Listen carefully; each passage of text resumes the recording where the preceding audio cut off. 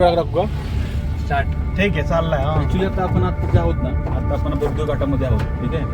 हा जो व्ह्यू जो आहे हा पूर्ण एकंदरीत कात्रज परिसराचा व्ह्यू आहे. कात्रज, कोंढवा, गंगाधाम ही जे एरिया आहे हा व्ह्यू दिसतो पूर्ण.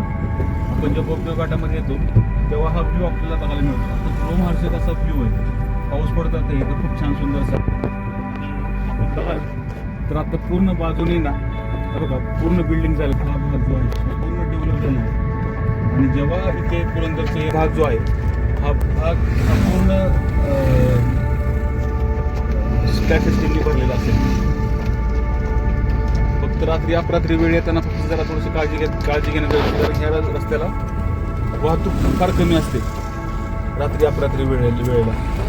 तुम्ही बघाल ना तर खूप असे लोक बाहेरून येतात सिटीमधले वगैरे. इथे खूप छान असं वातावरण इथे तयार झाले. म्हणजे आपण म्हणतो ना की निसर्ग आपल्याला शिकवतो काहीतरी. तर निसर्गाकडनं आपण काहीतरी शिकणं गरजेचं आहे आपल्या आयुष्यात. निसर्गाने प्रत्येक माणसाला काहीतरी शिकवलं. काय शिकवलंय की कुणाला काहीतरी द्यायची पद्धत म्हणा, कुणाला काहीतरी द्यायचं ध्यानात म्हणा, किंवा निसर्ग आपल्याला नेहमीच असतो. आपण निसर्गाला काय देतो हे आपण जाणलं पाहिजे. आपण काहीतरी अनुभवलं पाहिजे. आपण कधी एखादं झाड लावलंय का हा विचार आपण केला पाहिजे. आणि आपण निसर्ग जोपासला पाहिजे असं मला वाटतं. निसर्ग म्हणजे काय, जर आपण आज झाडं लावू, आपण आज फळं लावू, तर उद्या त्याला झाडं येतील, फळं येतील. पुढची पिढी ही सुखकर सोयीस्कर होईल, जेणेकरून पुढच्या पिढीला त्रास होणार नाही. म्हणजे काय, याचा अर्थ असा होतो की आपण आज काहीतरी करू, आपण आज काहीतरी केल्यानंतर पुढच्या पिढीला ते सोयीस्कर होईल, ते त्रासदायक होणार नाही. हा प्रत्येक व्यक्तीने विचार करणं गरजेचं आहे. तुम्ही बघाल हा पूर्ण परिसर जो आहे ना, हा पूर्ण परिसर हा कॅप्चर झाला आहे बिल्डिंग्समुळे. म्हणजे एवढं रहदारी, एवढी लोकसंख्या वाढते पुण्याची, आणि सगळं बिल्डिंगचं जग निर्माण झालं आहे. म्हणजे काय आहे की पूर्ण शहर जे आहे ना, पूर्ण शहर आपण बाजूला बघाल ना, पूर्ण शहर आहे ना, जरा शंतनू हे जे पूर्ण व्ह्यू जे आहे ना, हे पूर्ण व्ह्यू हे काँक्रिटचे जंगल झाले. म्हणजे इन फ्युचर काय होणार, हे पूर्ण जंगल जे आहे ना काँक्रिटचे जंगल होणार. परिसर आहे हे काँक्रिटचे जंगलीकरण होईल.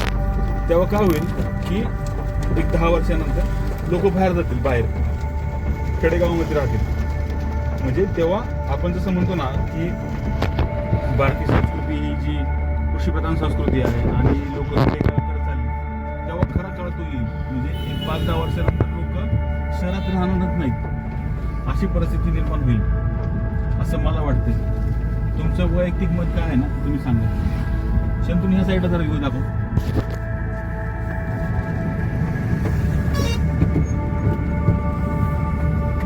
रस्ते पूर्ण ट्रॅफिक जाम आहे. सगळ्या सुखसुविधा लोकांना मिळत आहेत. त्यामुळे लोक शहरीकरण वाढवत आहेत. तर जेव्हा ह्या सुखसुविधा मिळणार नाहीत, जेव्हा ह्या सुखसुविधाच राहणार नाहीत, तेव्हा काय होईल हा आपण विचार करणं गरजेचं आहे. कोणत्या गोष्टीचा किती उपभोग घ्यावा, किती त्याचा उपभोग घ्यावा हा पण मर्यादा नाही.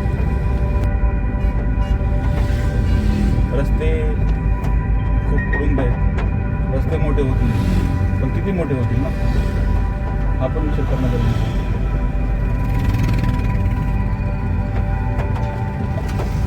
सुंदर असा दिवस दिसतंय इथं, पाऊस पडतो छानसा. आपण आता बौद्ध घाटाची सवारी करतो, उतरतोय घाटात उतरतो. म्हणजे हा जो रस्ता आहे हा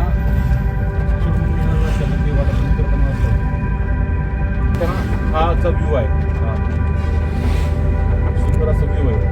ते पूर्ण बाजूला दिसतंय, ते समोर दिसतंय, ते समोर जे आहे ना शंकर समोरचा जरा व्ह्यू दाखव. समोरचा जो व्ह्यू आहे हा पूर्ण महमदवाडी, मुंद्री हा व्ह्यू आहे. हा ठीक आहे, हा व्ह्यू दिसतो पूर्ण. इकडं मॅजेस्टिक वगैरे जो व्ह्यू आहे ना हा दिसतो पूर्ण.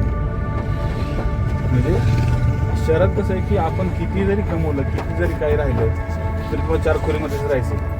असं निसर्ग सौंदर्य म्हणा, निसर्गात राहणं हे शक्य नाही आहे आत्ता तरी. त्यासाठी आपल्याला आपलं क्षेत्र म्हणा किंवा आपलं करणं म्हणा, शेती घेणं हे गरजेचं आहे. आणि आता काय झालं की गावाकडची पण जी लोक आहेत ती शेती विकून शहराकडे यायला लागली. त्यामुळे गावाकडची शेती पण ओसर पडली. तर पुढच्या काळामध्ये ना शेतकरी जातीलच का नाही त्याची शंका आहे.